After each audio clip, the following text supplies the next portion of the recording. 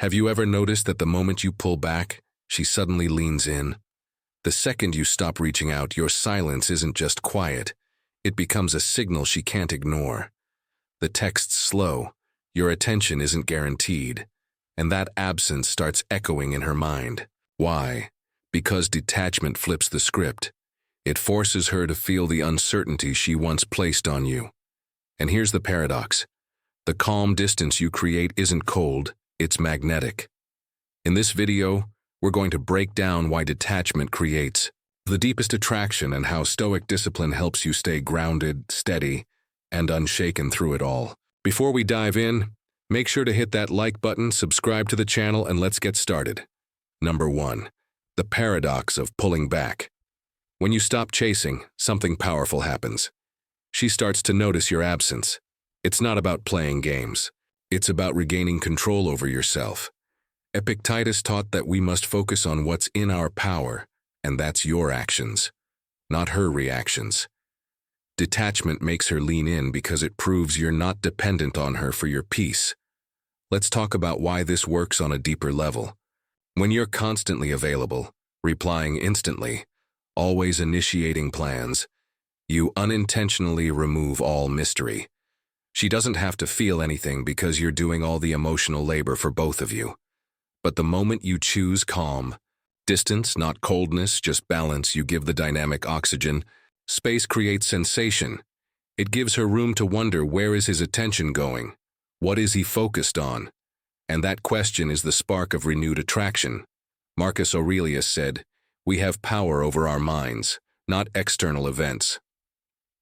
When you live that truth, you stop anchoring your value to her responses. You become a man with a center. Imagine you're texting her. For weeks, you've been the one checking in first, filling silences, fixing every awkward pause with another message. One day, you stop forcing momentum. You still respond, but without anxiety or over-explaining. You keep your plans at the gym, finish your work projects, go meet your friends. You're present when you're with her, but you're not performing. 2 days pass and she texts, "Hey, haven't heard from you? Everything good?" That's the paradox in action. The less you push, the more she leans. Not because you're manipulating, but because you've stepped back into self-respect. Your presence becomes intentional, not automatic. And intention is magnetic. Detachment doesn't mean indifference. It means you care without clinging. You can enjoy her company, and at the same time refuse to abandon your standards, your purpose, or your boundaries. A Stoic man asks, "What belongs to me here?" Your schedule belongs to you. Your emotional tone belongs to you. Whether you answer with neediness or composure belongs to you. Her opinion, her timing, her moods, those are outside your control.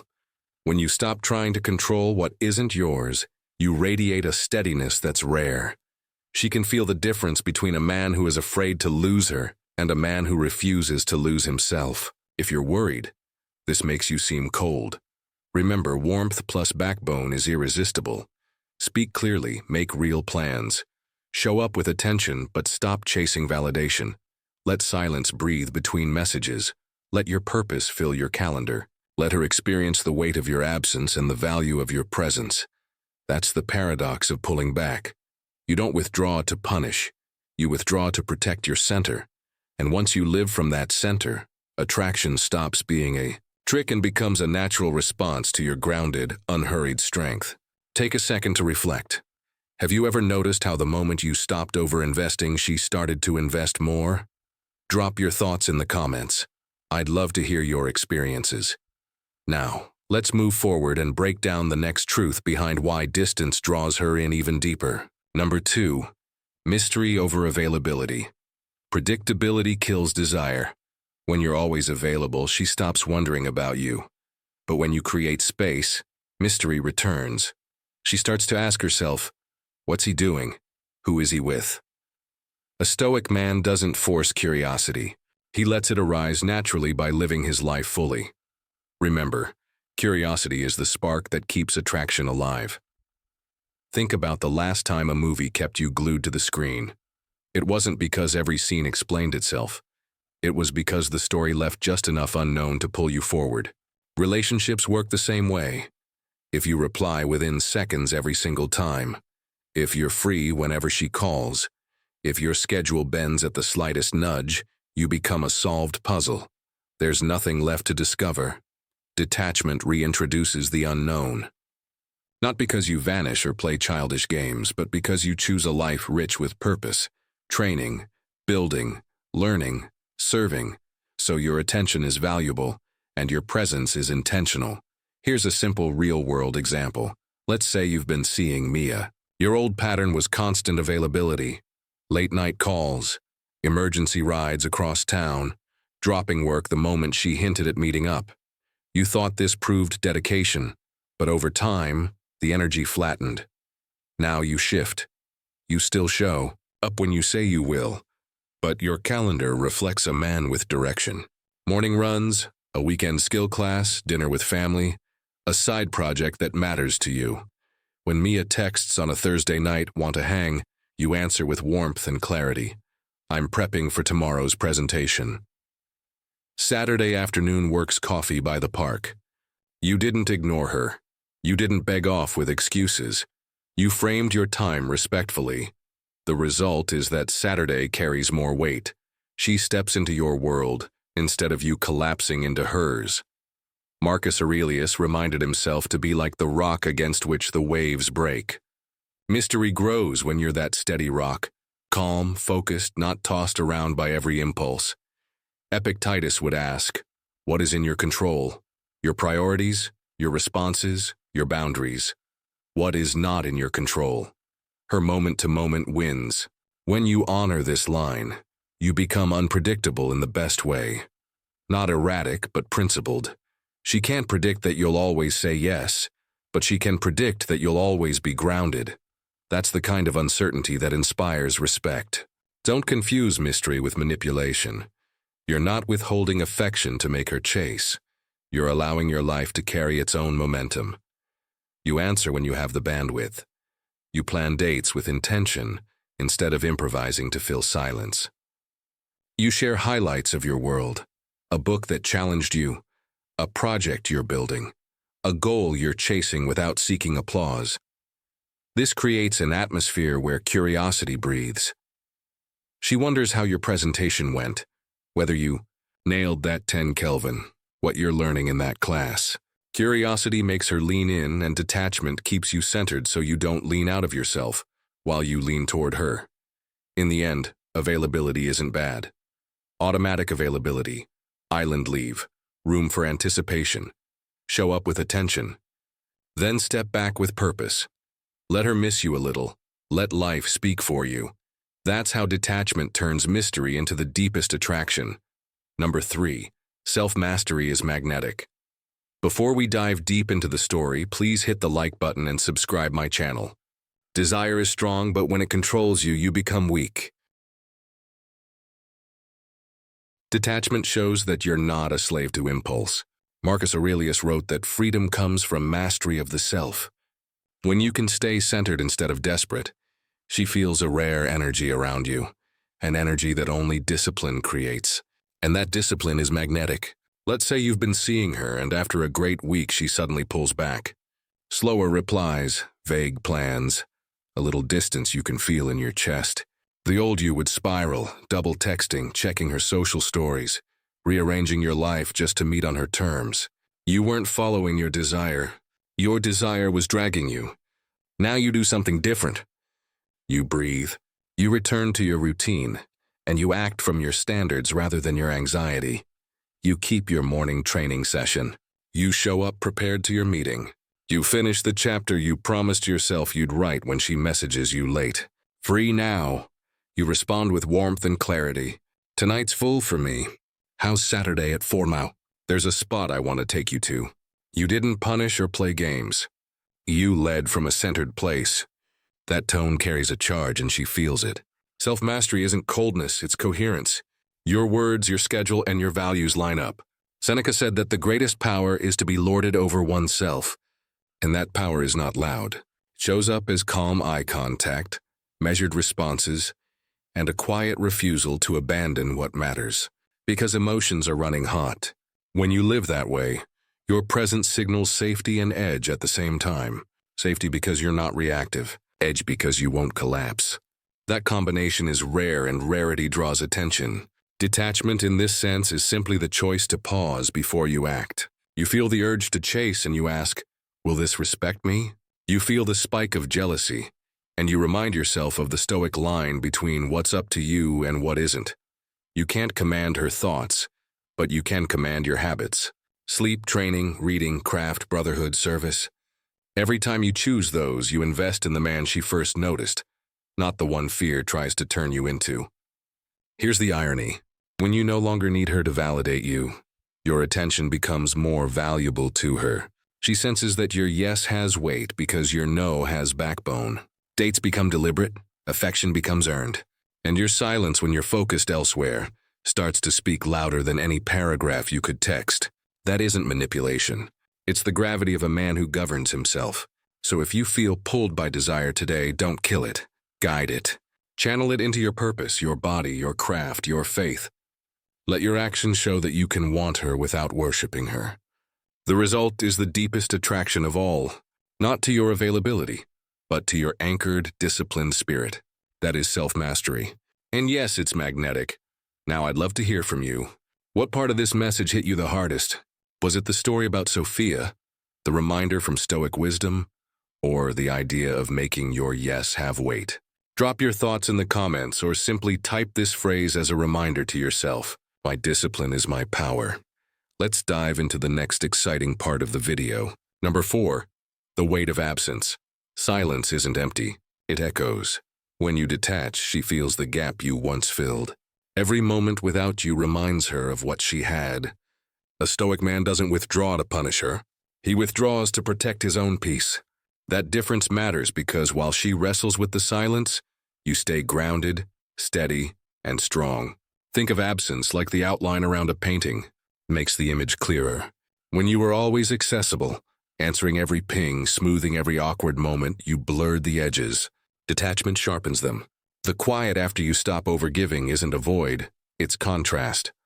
She notices the late-night advice you used to give, the good morning text that once set her day, the way your presence calmed a room. Those things weigh more in silence because silence turns routine into memory. And memories, especially the good ones, develop gravity. Here's a simple picture. You and Emma have a rhythm. You're the planner, the fixer, the first to apologize. 1 week after a string of mixed signals, you step back.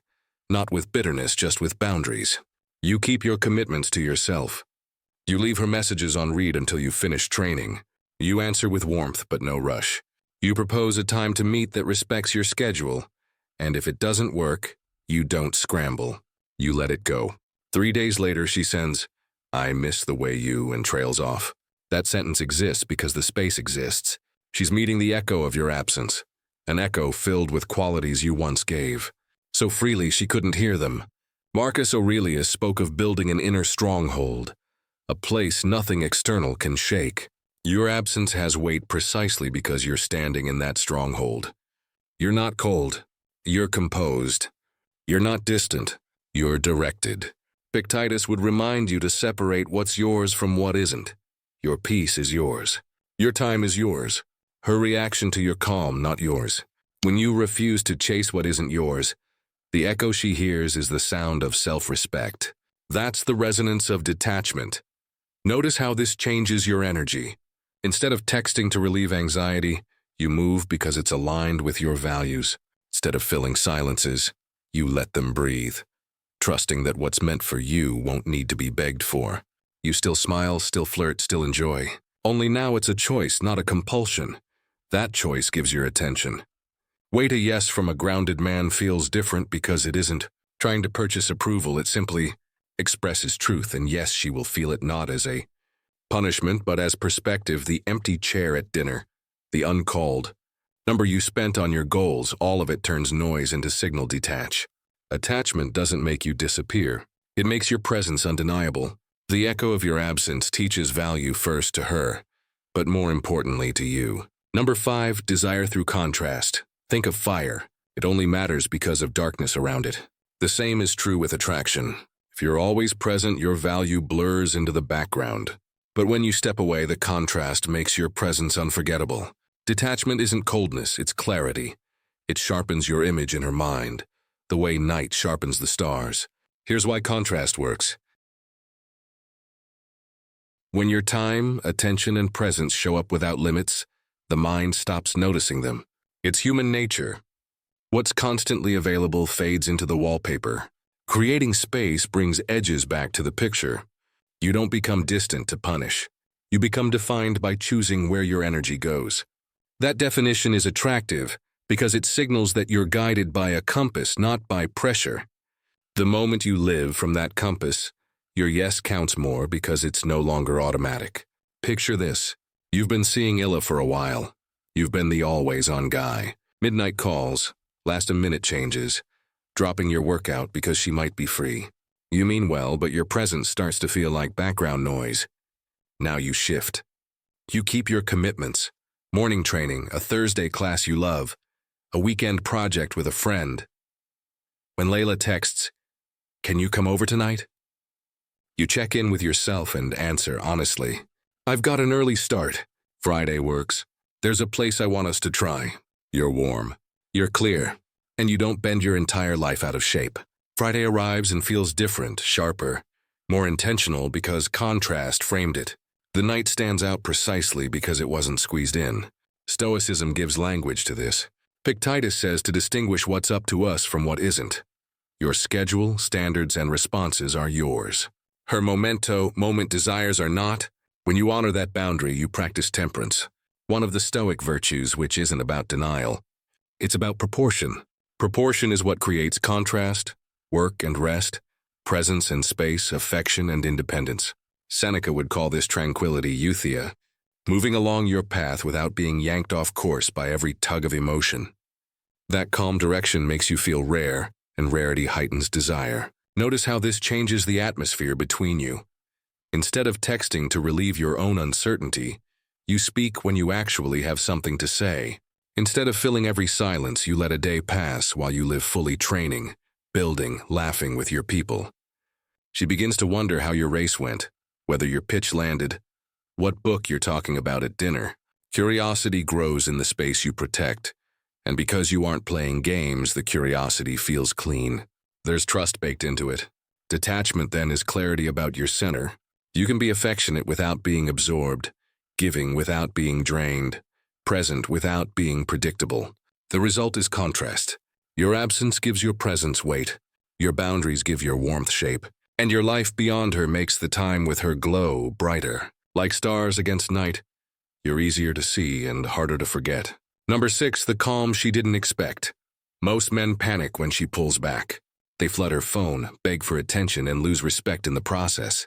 But when you stay calm, it unsettles her. Seneca said, "True power is calmness under pressure." By staying steady, you flip the script. Suddenly, she wonders why you're not reacting. And that calmness becomes your greatest strength. Here's what's really happening beneath the surface.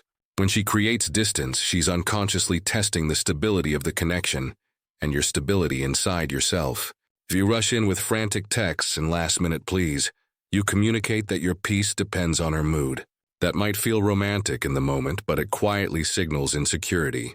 When you remain composed, you're sending a different message. Your life has a center that doesn't wobble just because circumstances do. Marcus Aurelius reminds us that our control lives in the mind, not in outside events. Your centered response proves you actually believe that. Picture this playing out with no. She cancels Friday with a brief "this week's crazy." The old pattern would be a stream of anxious replies, an offer to drive across town at 1000 p.m., maybe even a frustrated call. Instead, you breathe. Respect the reality of her schedule and respect your own. You reply once clearly and warmly. "All good. Sounds like a full week. I'm tied up tonight too. Let's aim for Tuesday at 7:00. New Thai place opened on Oak." Then you close the messages. Go lift and finish your project. You didn't punish, you led. You protected your rhythm. The next day, she's thinking about the invitation on her terms, but she's also thinking about your tone. No chasing, no sulking, just direction. That contrast is disarming and it draws her in. Calm doesn't mean cold. It means you respond rather than react. Epictetus would call it guarding the gate of your impressions. The first surge of emotion, disappointment, jealousy, fear arrives. You don't deny it, but you don't obey it either. You translate it into standards, clear plans, honest time frames, and a life that keeps moving.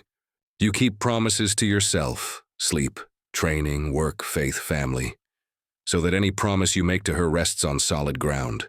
That's why your presence starts to feel different. You're not seeking to be chosen. You're choosing how to show up. Notice the ripple effects.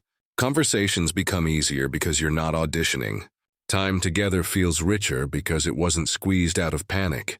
She senses there's nothing she can do to knock you off balance, and that reliability is rare. Ironically, your calm creates the very curiosity and respect that desperate pursuit tries and fails to manufacture. She wonders what keeps you so steady, what goals you're chasing, how you carry pressure without leaking it. In the end, composure is the loudest answer you can give. You teach her, and remind yourself that your worth doesn't rise or fall with a read receipt. Detachment here isn't distance from her. It's distance from desperation. Hold that frame and watch how often the story flips in your favor. Calm earned by discipline becomes the quiet gravity that deepens attraction. Number 7. Respect is born in distance. Neediness kills respect. Chasing lowers it. But when you detach, respect grows. She realizes you won't bend your dignity just to keep her close. A Stoic man values his boundaries more than temporary comfort. And here's the truth. Women don't fall deeply. For men they don't respect. Detachment earns you the respect that chasing destroys. Think about what respect actually looks like in real life. It's not loud speeches or tough talk. It's alignment. Your words, your actions, and your standards match. When she pulls back and you immediately sacrifice your sleep, your work, your plans, and your self-respect to win her back, you send a message you don't intend. My center depends on you.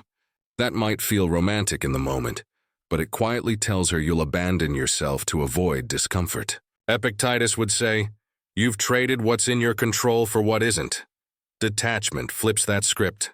You still care. You still listen. You still show up with warmth, but you don't bargain away your core. You hold your frame kindly and consistently, and people respect what you protect. Let me give you a simple example. You're seeing Jade. She's been distant for a week, short replies, vague plans. The old pattern would be a flood of messages, passive, aggressive check-ins, maybe a last-minute gift to reel her back. Instead, you pause. You send one clear, calm text. "I've enjoyed us. If you're up for dinner Thursday, I'd like to take you to that new place." Then you put the phone down and return to your life training, work, friends, faith, sleep. If she says yes, great. If she says she's busy, also fine. You don't argue with reality. You respect it. Thursday comes and she texts, "I can't this week." You answer, "All good." Reach out if that changes. You didn't chase. You didn't pout. You didn't audition. You led with an invitation and kept your dignity when the answer was no. A day later, she circles back. "How's next Tuesday?" That opening didn't appear by accident. It appeared because your steadiness reminded her you're a man who won't negotiate his self-respect. Seneca called calm the sign of strength. That strength shows up as boundaries that are firm but never cruel. You don't avoid hard conversations. You just refuse to beg. You don't punish with silence. You spend your silence investing in yourself. You don't make her the weather of your life. You become your own climate stable, warm, clear. And because you're not fighting for control, you earn something better. Credibility. She can trust what you say because she sees how you live. Here's the deeper win. Respect leads to desire that lasts. When your yes has weight and your no has backbone, your presence feels scarce in the best way. She doesn't just like you, she looks up to you. And that, brother, is the ground where the deepest attraction grows. Detachment isn't about distance from her. It's about loyalty to yourself. Hold that line and respect will follow. Number 8. Space creates craving. The human mind values what it risks losing. When you step back, she feels the uncertainty, and that creates craving. Your absence makes her imagination work over time. Stoicism calls this the discipline of patience. You don't rush the outcome. You let time do the work for you. And in that space, attraction quietly grows stronger. Think about it like this. When something is always within reach, the brain stops leaning forward. But the second there's a little distance, attention sharpens. That's not manipulation. It's human nature. Seneca wrote that time reveals truth. Patience lets reality show itself without you forcing it. When you detach, you're not punishing her. You're simply refusing to smother the spark. You give the connection room to breathe, to grow on its own terms, to become something she chooses, not something you chase into existence. Let me paint a simple picture. You've been seeing Arya. The vibe has been good, but lately your conversations feel crowded. Too many texts, not enough air. Old you would push harder. Another paragraph, another meme, another late night. You up, instead you try patience. You respond with warmth, but you stop racing to fill the quiet. You keep your routine. Morning run, deep work, dinner with your brother, lights out on time. You post nothing performative. You send no bait, Saturday passes. By Sunday afternoon, Arya pings. How was your run? Did you crush that pace you were aiming for? Notice what happened. Your silence wasn't a wall. It was a frame. It gave her space to wonder, to remember the parts of you that existed before her, and to lean in on her own. This is where Stoicism becomes practical. Epictetus teaches us to focus on what's ours. Our effort, our standards, our tempo, her readiness, her timing, her sudden waves of interest. Those aren't ours. When you accept that, you stop sprinting after every flicker of attention. You install a speed limit on your emotions. If the connection is real, it will survive a day without contact. If it can't survive that, it's not worth building your week around. Patience filters noise faster than any speech you could give. You'll feel the discomfort. That's normal. The mind wants certainty. It wants a reply now, an answer now, reassurance now. Breathe through that itch, translated into action that honors you. Lift, read, finish the work you've delayed. Call your mother, pray. The more you practice this, the more your nervous system learns a new lesson. You don't need immediate results to feel steady. Ironically, the moment you no longer grasp for certainty is the moment curiosity begins to work in your favor. She starts to picture your day, to replay your last conversation, to ask herself what she'd feel if someone else had your attention. Patience is not passivity. You still make clear invitations. You still show up when you say you will. You simply stop auditioning. You let desire ripen on its own vine. Give the moment space and watch what grows there. Usually it's respect first, curiosity next, and then a craving that's anchored in choice, not pressure. That's the quiet power of detachment. Time becomes your ally, and attraction deepens without you having to force a thing. Number 9, freedom over fear. Fear of losing her keeps most men trapped, but detachment proves you're free. You're not afraid of loss, and that freedom is rare and deeply attractive. Marcus Aurelius reminded us that most suffering comes from imagination, not reality. When you're free from the fear of losing her, she starts fearing the idea of losing you. Here's the shift. When fear runs the show, every text becomes a test and every pause feels like danger. You start reading tea leaves, over-explaining, checking her social media, trying to fix a problem that might not even exist. Detachment cuts the leash. You stop negotiating with imagined disasters and return to what you can actually control. Your standards, your schedule, and your tone. That calm certainty is the signal she hears beneath every word you speak. You're not cold. You're courageous. You're willing to want her without needing her to steady your heartbeat. Imagine this with Daniel and Lena. For months, Daniel lived on edge, refreshing apps, answering within seconds, canceling the gym if she hinted at meeting. He called it love. It was fear. One evening, he decides to live differently. He sends a clear, light invitation. Would love to see you Thursday, 7:00 p.m. Valentina's up for it. Then he puts the phone down, makes dinner, finishes his project, and turns in early. No follow-up paragraphs, no last-minute gifts, no scrolling her stories for clues. If she says yes, he'll lead a great date. If she declines, he'll keep moving. The next morning, Lena replies, Thursday works. Nothing magical happened. Only a man who stopped treating attachment as oxygen. His steadiness gave her room to choose. And choice is where attraction lives. Stoicism gives you tools for this freedom. Practice premeditatio meliorem. Quietly picture the outcome you fear she leaves, and then picture yourself intact afterward. Still training, still building, still anchored in purpose. Feel the wave of anxiety and let it pass without obeying it. Use the dichotomy of control. Her feelings are not yours to command your behavior. Island, translate that into actions. Sleep on big emotions. Answer once and clearly. Keep promises to yourself. Let silence breathe instead of performing to fill it. Each small act tells your nervous system, we're safe. Without constant reassurance, safety inside you becomes gravity outside you. Notice what freedom does to your presence. You make fewer demands and give better attention.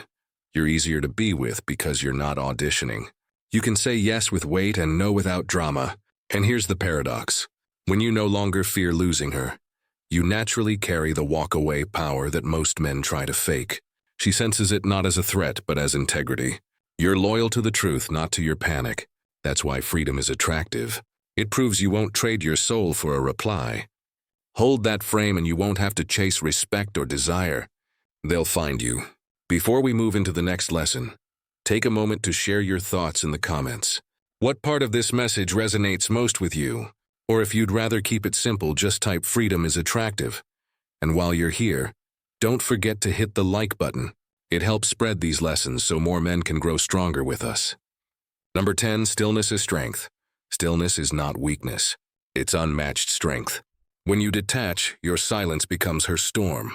She can't figure you out, can't predict your moves, and that unsettles her. A Stoic man doesn't seek to control her mind. He controls his own, and that control makes him unforgettable. Your stillness speaks louder than her noise ever could. Think of a lake at dawn. The surface looks quiet, but underneath there's depth, life, and direction. That's the kind of stillness we're talking about. Alive, deliberate, disciplined. Most men flinch at the first sign of distance and start splashing. Paragraphs of texts, late-night calls, sudden grand gestures. All of that motion is really anxiety trying to find an exit. When you practice stillness, you refuse to hand your steering wheel to emotion. You feel the pull, acknowledge it, and choose response over reaction. Marcus Aurelius called this building an inner citadel. You stand inside that fortress and let the storm pass without tearing your roof off from the inside. Here's a simple example. You've been seeing Camilla. One week she goes cooler, slower replies, a few half-hearted jokes, a vague we'll see about plans. Instead of chasing clarity, you create it. You send one calm message. I've got a full week. If you're free Saturday at 5, join me at the gallery opening. Then you set the phone down. You don't refresh the chat. You go train, cook your meals, finish your work, call your dad back, read before bed. If she says yes, great. You lead a good evening. If she's non-committal, you let it be. Your silence here isn't a weapon. It's a boundary. It communicates. I'm available to connection, not to chaos. That quiet confidence is what unsettles her in the best way. She expects noise. She meets poise. She expects pursuit. She meets purpose. Epictetus would tell you to guard the gate of your impressions. When a jealous thought arrives, you don't entertain it with detective work. When a fearful impulse rises, you don't feed it with frantic texts. You breathe, label the feeling, and choose the next right action that honors your standards. Maybe that's a workout, deep work, or simply going to sleep on time. Seneca said, "The sign of power is calm under pressure." Every time you keep your rhythm, you prove to yourself that you're the one setting the beat. She can sense it. Your presence stops feeling like a plea and starts feeling like gravity. Stillness is not stonewalling. You're not punishing, pouting, or playing games. You're available, but you're not absorbent. You can listen without losing yourself. You can plan without pleading. You can say yes with weight and no without drama. That steadiness creates a mirror. In your quiet, she hears her own thoughts more clearly. Curiosity grows. Respect grows. Attraction follows the path of least resistance toward the person who carries peace. And that's the point. Your stillness isn't the absence of love. It's the presence of self-command. When you own that, you become the rare man whose silence has shape, whose boundaries have warmth, and whose calm turns the loudest storm into a passing cloud. Number 11, the ultimate lesson. Attraction follows purpose. In the end, detachment is about more than her. It's about your purpose. When your life is bigger than her, she feels it. Women are drawn to men who live with direction, not desperation. Detachment allows you to put your mission first. And paradoxically, that's when she feels the deepest attraction, because your strength comes from purpose, not pursuit. Think about what happens inside you when your days revolve around a mission. Your calendar stops being a blank page for anyone to scribble on and becomes a roadmap. Training at 6 a.m. Deep work until noon, craft in the afternoon. Faith, family, recovery. You're not rigid. You're intentional. Marcus Aurelius wrote about doing the work of a human being, aligning action with duty and reason. That's what purpose does. It organizes your energy. And once your energy is organized, you're no longer tugged around by every emotion or invitation. You don't disappear from love. You simply refuse to abandon yourself for it. Picture this with you and Ela. In the past, hey, what are you doing now? Text would send you rushing across town, skipping the workout you promised yourself, showing up tired and unfocused. It felt romantic. It read as need. Now your life has a spine. You're building a certification, hitting milestones on a project, mentoring once a week. When Isla texts midweek, you respond warmly, but with direction. Locked in tonight, Saturday. After my long run, I'm grabbing coffee by the lake at 3. Join me. You didn't play hard to get. You played true to purpose. Saturday arrives and you're centered, energized, present. She senses the difference. This isn't a man begging to be chosen. It's a man choosing how he shows up. Epictetus would call this the discipline of what's in your control. Your effort, your standards, your pace, those are yours. Her approval, her timing, her changing moods, those aren't. When you keep your gaze on your lane, you radiate a calm ambition that doesn't need to be announced. Seneca said that a person who knows where he's sailing finds the wind favorable. That's why purpose feels magnetic. Your direction turns even setbacks into forward motion. You're not testing her with distance. You're testing yourself with devotion to what matters. Here's the paradox you'll see play out. The more your peace depends on mission, not on text bubbles, the more your presence relaxes her. She can feel that you won't drown her with attention to soothe your insecurity. You'll invite, you'll lead, you'll listen, but you won't abandon your path. That steadiness creates both respect and desire. She starts to wonder about your next milestone, your race time, the thing you're building. Curiosity grows because your life grows. Detachment then isn't a trick to make her chase. It's the natural byproduct of living on purpose. You can love deeply and still walk in your calling. And when you do, attraction stops being fragile. It anchors to the strongest thing about you. A life headed somewhere worth going. Detachment isn't about being cold. It's about being centered. It's the quiet strength of a man who refuses to chase validation and instead chooses purpose, composure, and respect for himself. And that's the paradox. The more you ground yourself in discipline, the more magnetic you naturally become. She feels your absence. She respects your presence, and she's drawn to the steadiness you've built within. That's the lesson of Stoicism. True attraction follows strength, not desperation.